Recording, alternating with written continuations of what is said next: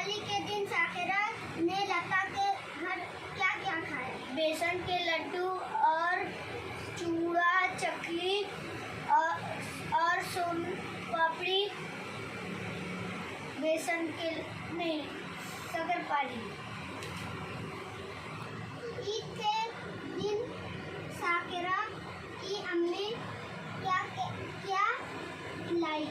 ईद के दिन साकिरा की अम्मी ने शीर खुरमा और सेवैयाँ खिलाई।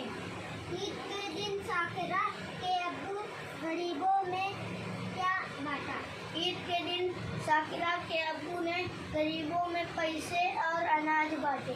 बिस्मिल्लाहिर्रहमानिर्रहीम। जिस्म के किस हिस्से से खुशबू और बदबू पहचानते हैं? नाक से। हाथ में कितनी उंगलियां हैं? 10 उंगलियां हैं। हम बदन के किस हिस्से से